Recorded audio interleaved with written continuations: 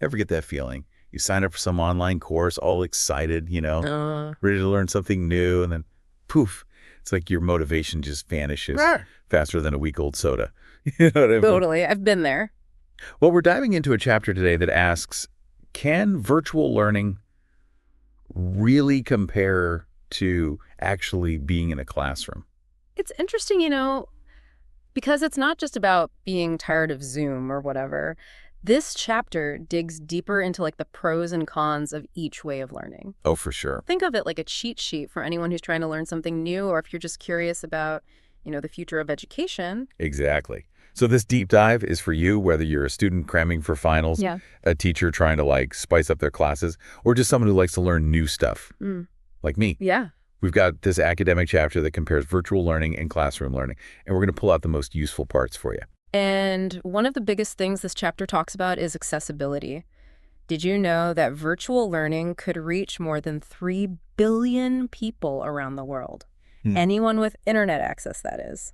Wow. It's like suddenly all the best teachers and courses are available to anyone, anywhere, anytime. Okay, that's pretty mind-blowing when you think about it that way. Yeah. Like someone in a small village could be learning from a Nobel Prize winner, Right. It's like educational teleportation or something. Exactly. And then there's flexibility. A lot of times online learning means these things called asynchronous modules, Yeah. which are basically pre-recorded lectures you can watch whenever you want. Bonus. Imagine being able to pause a lecture to go grab a coffee or rewind it to catch something you missed, or even speed it up if you already know the material.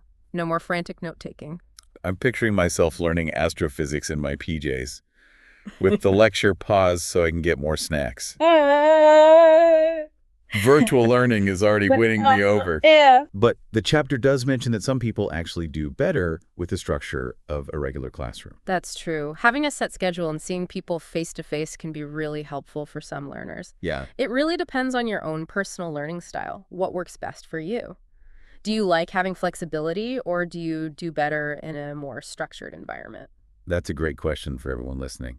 I think I'm a bit of both, depending on what I'm trying to learn. Yeah. But honestly, there's something special about being in a classroom. Yeah. Like those debates that just happen spontaneously. The instant feedback from the instructor. Can virtual learning really do all that? That's the big challenge. And this chapter says it's not about actually being in the same room. It's about how you design the online experience. Okay, tell me more. What kind of smart design are we talking about? I need the details. Think about interactive simulations where you can actually apply what you're learning. Let's say you're studying economics. What if you could run a virtual business and see how your decisions actually play out? Or imagine learning a language and the program adjusts how hard it is based on how you're doing. This is like a digital tutor that knows when you need a little extra help. Exactly. This chapter calls it adaptive learning, and it's a total game changer for making education more personal. It also talks about gamification. Oh, yeah, I've heard of that. Like adding points badges and leaderboards to make learning more fun. Think about how much people love playing video games. For sure. What if we could use that same kind of feeling to help people learn? I love that idea. I love getting badges, so count me in, haha. But even with all that cool stuff, don't you think classroom learning still has an advantage when it comes to making connections and getting immediate feedback? That's a really good point. And the chapter does say that it's tough to copy those little things that happen in person online, but it stresses that whether A and Y learning environment works well really depends on how good the instruction is and how well it works for different kinds of learners. So it's not just about the platform itself. It's more about how it's taught. That makes a lot of sense. Okay, so let's say you're a student and you're deciding between an online course and a traditional classroom. What are some of the things you should think about? Well, this chapter suggests starting by figuring out what kind of learner you are. Do you need to actually see people and have that structured environment to stay focused? Or do you need to be able to learn whenever you have time? Right. Some people need a routine and some people need to fit learning into their busy lives. Exactly. No judgment here. And then you got to think about the subject itself. If it's something theoretical like philosophy or history, virtual learning might be perfect. Yeah, makes sense. But if it's something hands-on like learning piano or how to do surgery, well, a virtual scalpel isn't going to cut it. Uh-huh. Yeah. That's a good one. I tried learning how to bake bread online once. Let's just say it didn't turn out so well. Yeah. Sometimes you really do need to get your hands dirty. Exactly. The chapter uses a great analogy. Think about learning to ride a bike. You can read all about it and watch all the videos you want, but eventually you have to actually get on the bike and pedal. Yeah. Some things just require that real-world experience. Okay, that makes total sense. So we've talked about how flexible online learning is and how it can reach so many people. But let's be real for a second. This chapter isn't just sunshine and rainbows. It warns us about thinking that virtual learning is like a magic solution for everyone. Right. It says that having good internet access and knowing how to use technology are super important. And unfortunately, not everyone has those things. Yeah, and that's a problem. This digital divide is a serious issue, and it can actually make existing inequalities in education even worse. And it's not just about getting people online. It's also about knowing how to actually use online learning platforms. We've all been there trying to find the right button on the website, or having the software crash on us, or getting kicked out of a live class because the internet went down. Ugh, it's the worst. I know. It can be so frustrating. Yeah, And it really shows how important it is to have good support systems for online learners. for sure. This chapter also talks about how important it is to have instructors who know how to teach online well. Yeah, It's not just about uploading a PowerPoint and hoping for the best. right. You need different skills to make online learning engaging and effective. That's so true. You need someone who's good with technology, A&D, good at teaching. But even with the best teachers and the best tech, online learning can feel kind of lonely sometimes, right? I miss that feeling of being part of learning alongside other people. I get that. The chapter does mention that building a sense of community online takes effort. Yeah, It's not going to just happen naturally like it might in a classroom. right. You can't just replicate those random chats by the water cooler or study groups that form after class. Exactly. It's tricky. And it's something that both learners and educators need to think about. Definitely. How do we make those connections and create a feeling of belonging when everyone is in different places and different time zones? That's something I think about a lot as I teach online. All So right. many things to consider. And that brings us to another big idea this chapter explores: synchronous versus asynchronous learning. Okay. Synchronous learning is all about real-time interaction, like live video lectures or discussions. Mm-hmm. Asynchronous is more about learning at your own pace, like watching recorded videos or doing online assignments whenever you have time. Okay, I think I'm starting to get it. Yeah. So synchronous is like being in a real classroom, and asynchronous is more like having your own personal study session whenever you want. You got it. And the chapter says that the best approach often involves using both. Oh, that's cool. You get the flexibility of learning on your own time, AN. You get the benefits of being able to interact with people live. Ooh, blending the best of both worlds. I love that idea. But before we get too deep into that, let's zoom out a bit and look at the bigger picture. What are the overall pros and cons of e-learning? Is it really the future of education, or are we getting a little ahead of ourselves? That's a great question, and the chapter tackles it head on. Let's start with the good stuff. One of the coolest things about e-learning is that it's often more affordable. Yeah, I can see that. Think about it. No commuting costs, no need to buy expensive textbooks. Oh, right. And institutions can reach people all over the world without needing a physical classroom. I'm already imagining all the money I could save on gas. Plus, think about how much better it would be for the environment if people weren't driving everywhere. Exactly. And then there's scalability. Scalability. Online courses can have thousands of students at the same time, Oh, wow. which opens up huge opportunities to make education accessible to more people. It's amazing to think about all the people who could get a high-quality education who might not have been able to before.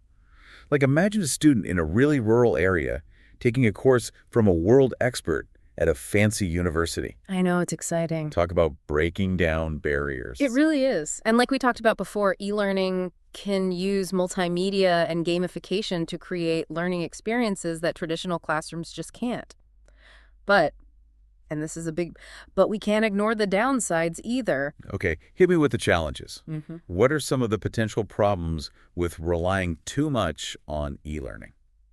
Well, we've already talked about the digital divide. Right. Not everyone has access to technology and reliable internet, and we can't let those inequalities get any worse. For sure. And even when access isn't a problem, e-learning can feel isolating for some people. It takes a lot of self-discipline to stay motivated and on track when you're learning by yourself. It's like the refrigerator's calling your name during a boring online lecture, haha. Ha ha ha, exactly. Sometimes it's hard to resist those distractions when you're learning alone. Mm. And honestly, a lot of us, myself included, really like that feeling of being part of a community when we're learning. Yeah. It's not just about learning stuff. It's about feeling connected to other people who are learning too. Absolutely. And that's something that both e-learning platforms and educators really need to keep in mind. For sure. Building a community and those connections is so important for making online learning a good experience.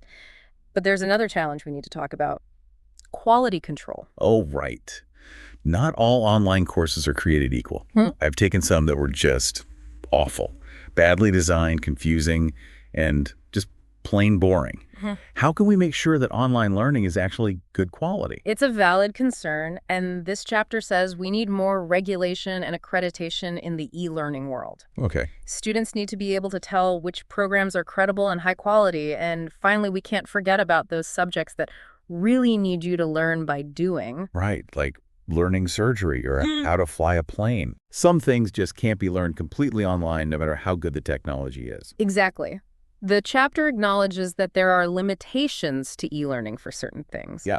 And it says that we'll always need a mix of virtual and in-person learning, depending on what you're trying to learn. So basically the main takeaway here is that e-learning is a super powerful tool with a lot of potential, but it's not a perfect solution for everyone. Yeah, I agree. We need to be aware of both its benefits, its limitations, and use it in a way that makes traditional learning better, not replace it completely. I totally agree. It's not about picking one over the other. It's about finding the right combination that meets the needs of each learner and the subject matter. Okay, that makes sense. So we've talked about accessibility, flexibility, engagement challenges, and even the digital divide. But before we move on to specific strategies for making online learning more engaging, I want to hear from you, our listeners. What are your thoughts on all this? Are you team virtual, team classroom, or somewhere in between? What excites you about online learning? What worries you? Share your thoughts in the comments. We love hearing your perspectives and experiences. And be sure to tune in for part 2 of this deep dive, where we'll explore practical strategies for making virtual learning environments more engaging. See you there. Welcome back. Last time we talked about all sorts of things with virtual versus classroom learning, like accessibility and flexibility and the whole digital divide thing. It was like a crash course in all things e-learning. And we even got a bit philosophical, like, can online learning ever really be as good as being in a classroom? Right. All those like spontaneous conversations, the instant feedback you get from the instructor, that feeling of everyone being on the same page, that's hard to recreate online. Hard, yeah, but maybe not impossible. Yeah. This chapter says that all comes down to how we design those online learning experiences. Yeah. We can't just try to make a copy of the classroom online. We have to use technology in new and creative ways. I totally agree. And that's exactly what we're going to talk about today. Practical tips for making virtual learning more engaging. Think of it like a toolbox for both learners and educators. Ooh, I like that. A toolbox. So let's say you're teaching an online course. What are some things you can do to make it more interesting and keep your students engaged? One really effective technique is to include some live elements. Think about having live question and answer sessions or guest speakers, or even just regular check-ins so students can connect with you and each other in real time. I could definitely see how doing things live would help people feel less isolated when they're learning online. Right. It's like a little reminder that you're not alone in this whole learning thing. Exactly. And don't underestimate the power of actually seeing each other. Encourage students to keep their cameras on during those live sessions, if they're comfortable doing that, of course. Seeing each other's faces and body language can make a big difference. Yeah, I actually find myself paying more attention when I can see the other people in a video call. It's like those nonverbal cues help keep me focused for some reason. But let's be real for a minute. Sometimes even seeing a bunch of friendly faces isn't enough to keep you from getting bored. What else can teachers do to make their online lessons more dynamic? Variety is key. Just like in a regular classroom, you don't want to just stick to one way of teaching. Mix things up. Use videos, interactive quizzes, polls, even virtual field trips using things like Google Earth. Oh man, virtual field trips. That takes me back to elementary school, except now we can explore like the Amazon rainforest or the Great Wall of China without even leaving our desks. That's amazing. I know. It's a great way to make learning more immersive and memorable. And don't forget about collaboration. Just because students are learning online doesn't mean they have to work alone all the time. That's true. There are still group projects, peer review sessions, online discussion forums. So many ways to get people working together online. Absolutely. And when it comes to online discussions, this chapter stresses the importance of having some structure. Oh, okay. Give students clear questions, guidelines, and expectations to make sure the discussions stay focused and productive. And don't be afraid to try different formats: synchronous text-based chats, asynchronous video responses, peer-to-peer feedback. There are tons of options. I'm picturing like a super lively online debate where students are posting video responses and commenting on each other's arguments. It's like those classroom debates we all secretly loved back in the day, but online. Okay, so we've talked about live elements, variety collaboration.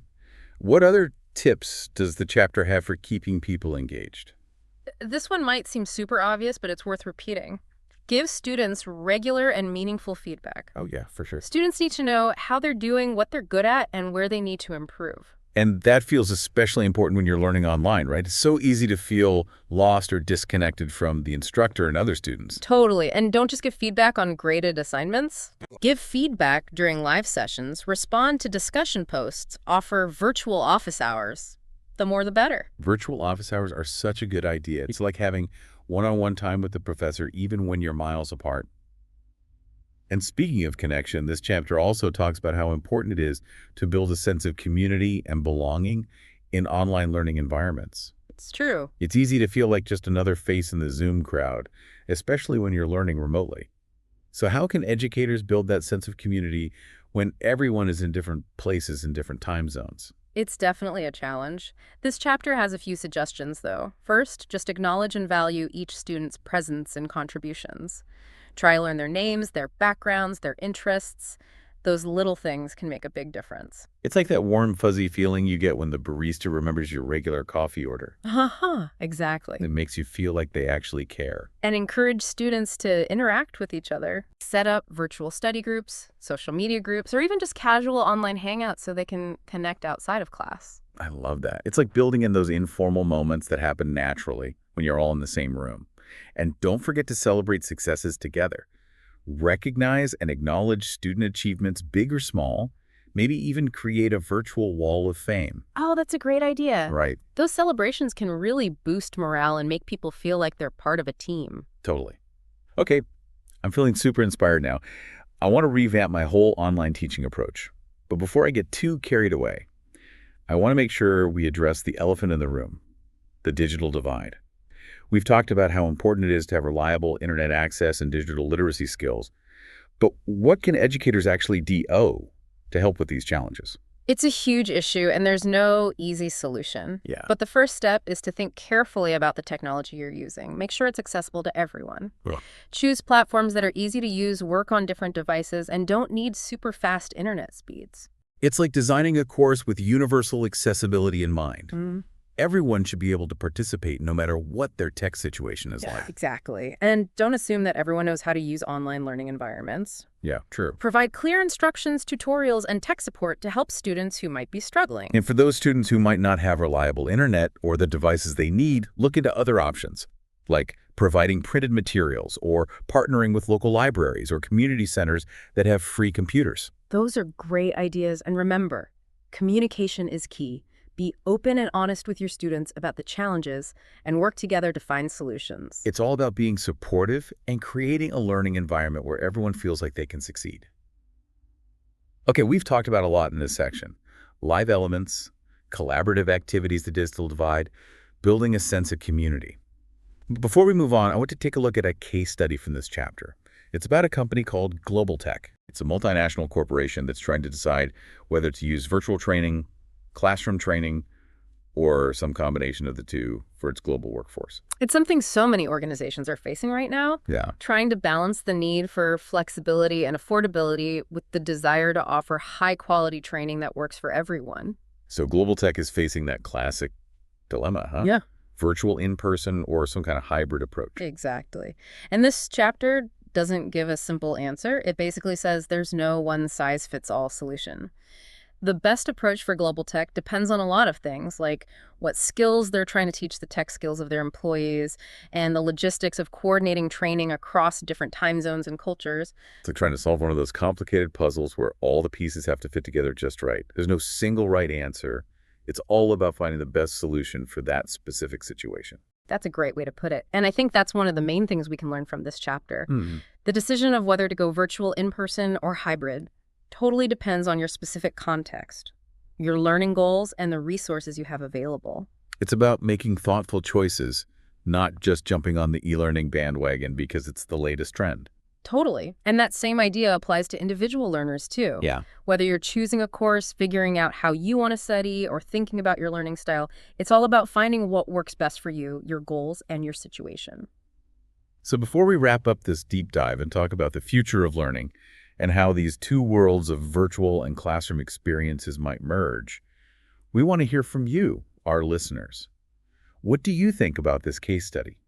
Have you ever had to make a similar decision at work or in your own learning? What things did you think about when deciding whether to go virtual or in person? Share your experiences and thoughts in the comments below. Okay, so we've talked about a lot in this deep dive. All the different strengths and weaknesses of virtual and classroom learning strategies to keep people engaged online, even the digital divide. Right, right. But there's one question that I just can't stop thinking about. Oh, yeah. What's that? The big one. The big one. What's next XT? What does the future of learning even look like? That's the question, isn't it? The question this whole chapter seems to be asking. Exactly. Are we all going to be wearing VR headsets and going to virtual lectures in the metaverse? Yeah. Are those good old classrooms going to be a thing of the past?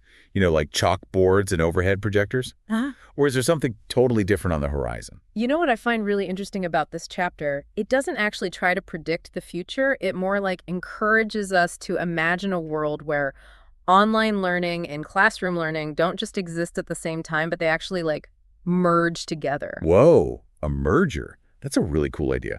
I'm picturing some kind of educational power couple bringing the best of both worlds together. Exactly. Imagine learning that combines the flexibility and reach of online learning with the energy and connection of a real classroom. Okay, I'm already on board. Tell me more. What would that kind of hybrid learning actually be like? Well, imagine a classroom where the students are all there in person, BUT. They're also connected to all these online resources and experts from around the world. Okay, I see it. Like students in a biology lab, dissecting frogs. Oh, my. But they can also zoom in on 3D models of the human body, watch virtual dissections, and even ask a Nobel Prize-winning biologist on the other side of the planet questions in real time. Exactly. Or think about a history class where students aren't just reading textbooks. Oh, They're working together on virtual timelines, exploring interactive maps, and maybe even having simulated historical debates with students from other countries. wow. It's like traveling through time and space all from your classroom. But it's not just about cool technology, is it? It's about completely rethinking what it means to be a teacher and a student. That's exactly right. In this kind of blended learning environment, the teacher isn't just lecturing at the front of the class. They're more like a guide, a facilitator, helping students explore all this amazing information, encouraging them to think critically and make connections. And the students, they're not just sitting there listening. They're active participants shaping their own learning. I really like that idea, giving students more power. The chapter even talks about the possibility of personalized learning paths where every student can learn at their own pace, explore things they're interested in, and get support that's tailored to their individual needs. Now, this is what really gets me excited about the future of learning. Imagine everyone having access to an education that's designed just for them, one that helps them use their strengths and work on their weaknesses. No more one-size-fits-all curriculum, no more falling behind, because you just don't get it the way the teacher explains it. It's a powerful vision, and technology is making it more and more possible. But like with any big change in education, there are going to be some challenges along the way. Okay, let's talk about those roadblocks. What needs to happen to make this blended learning dream a reality? Well, for one thing, we have fixed the digital divide. We can't have a fair and accessible education system if some students are missing out because they don't have the technology or the skills to use it. So that means investing in infrastructure, affordable devices, making sure everyone has internet access, and teaching digital literacy skills to everyone, not just the kids who are already good with computers. Exactly. We also need to change how we train teachers. We need to give them the skills and support to thrive in this new world of blended learning. How do you design engaging online experiences? How do you get students working together across different platforms? How do you use technology to make human connections stronger, not weaker? It's like a whole new world of teaching. And teachers are going to need a lot of support to figure it all out. We can't just throw them in the deep end and expect them to swim. That's a great way to put it. And there's one more thing we have to think about. The ethics of using technology in education. Things like data privacy, algorithmic bias, distraction, and information overload.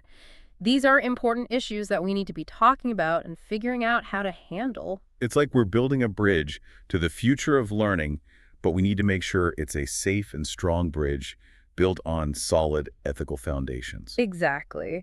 And the coolest part is that we all get to be a part of building this bridge, whether you're a student, a teacher, a parent, or just someone who loves learning your voice matters. This isn't just some theoretical discussion. It's about shaping the future of education for everyone. So tell us what you think. What does your ideal future of learning look like? What role do you see technology playing? What are you excited about? What are you worried about? Share your thoughts in the comments, talk to us on social media, or even just start a conversation with someone you know. This is something we should all be talking about, thinking about, and dreaming about together. Because at the end of the day, the future of learning isn't something that's just going to happen to us. It's something we're all creating together. And on that note, we're signing off for today. Keep those minds curious, keep those conversations going, and as always, keep diving deep.